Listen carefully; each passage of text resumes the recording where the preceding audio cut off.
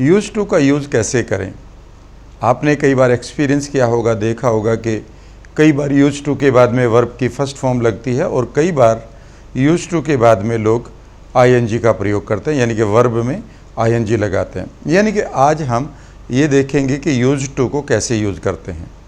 Use to को जब हम बात करते हैं फ्रेंड्स, तो आपको दो बातें करनी होंगी। पहला ये होगा कि जब आप यूज टू को टू के साथ यूज़ करते हैं और वर्ब की फर्स्ट फॉर्म लगाते हैं, तो तब ये बेसिकली आपके लिए पास्ट की हैबिट बनता है। यानी कि पास्ट में कोई आपने हैबिचुअल काम किया है, उसको ये शो करता है। यहाँ तक कोई प्रॉब्लम नहीं। फॉर एग्ज़ाम्पल, अगर मैं कहूँ मैं बचपन में क्रिकेट खेला करता था, तो मैं कहूँगा I use to play cricket in my childhood, right. यहाँ तक कोई प्रॉब्लम नहीं। लेकिन कई बार आप देखेंगे कि यूज टू के बाद में लोग आईएनजी भी प्रयोग करते हैं और वहाँ फिर आपको कन्फ्यूज़न आता है कि ये आईएनजी क्यों लगा रहे हैं। तो दूसरा हमारे पास जो रूल है वो ये है कि यूज टू प्लस वर्ब की फर्स्ट फॉर्म में आईएनजी, इसको आप समझना होगा।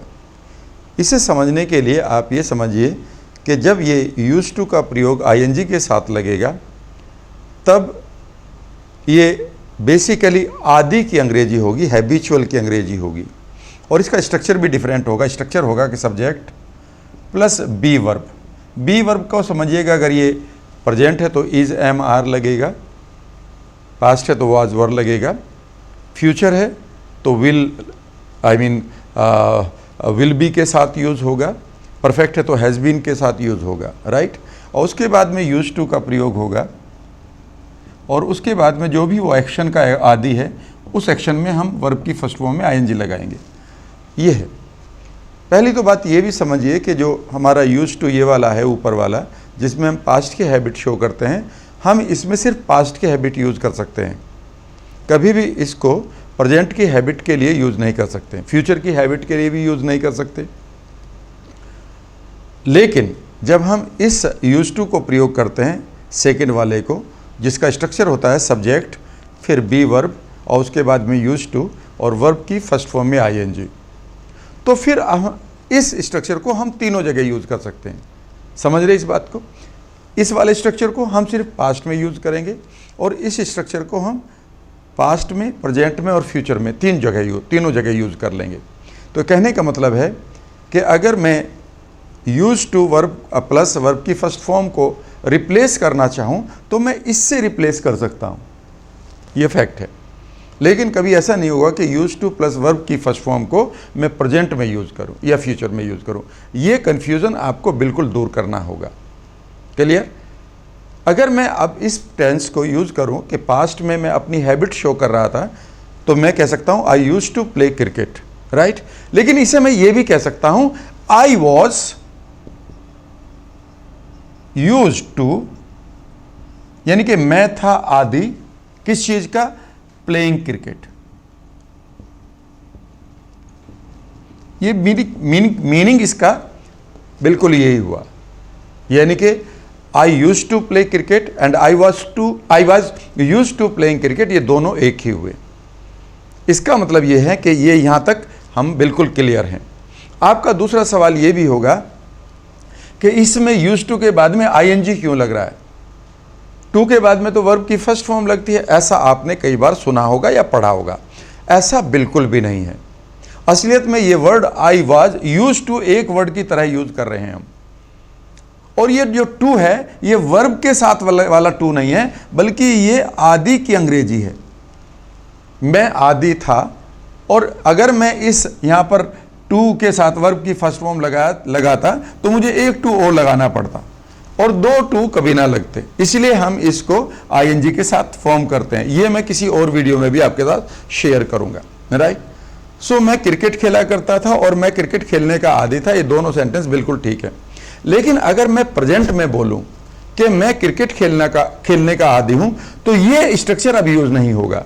कौन सा, कि अब मैं ये नहीं कह सकता कि I use to play cricket. I use to play cricket नहीं बोल सकता कि मैं क्रिकेट खेलता हूं, यानी कि मेरी आदत है। लेकिन मैं ये कह सकता हूं I am use to playing cricket nowadays. Clear है? और कई बार हम बोलते हैं, अब इसको सिर्फ आप मेरे साथ जुड़ने की कोशिश करिएगा। एक मैं आपके साथ हिंदी में कोशिश करूंगा, इंग्लिश बताऊंगा, फिर आप भी उसको इंटरप्रेट करने की कोशिश करिएगा। तुम इसके आदी हो जाओगे। तो यहां पे मैंने कोई वर्ब ही नहीं ली। कई बार कहते हैं ना, यार तुम ये चीजें ज्यादा मत खाओ, तुम इसके आदी हो जाओगे। तो क्या सेंटेंस बनेगा? You will be, you will be हो जाओगे, ये रही फ्यूचर। अब किसकी? आदि की। You will be use to it. Clear है? ये सेंटेंस बन गया। और इट के साथ अगर कोई एक्शन है तो यार तुम खेलने के आदी हो जाओगे। You will be use to playing.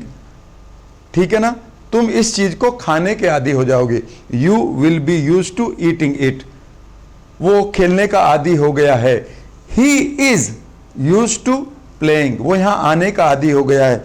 He is use to coming here. वो अखबार पढ़ने का आदी हो गया है। He is use to reading newspaper. ये बहुत ही सिंपल है और बहुत ही इफेक्टिव है। आप ये भी देखेंगे कि जब लोग इसे बोल रहे होंगे तो वो इसका प्रयोग अब कम करते हैं, लोग वो इसका प्रयोग ज़्यादा करते हैं। He is use to coming here.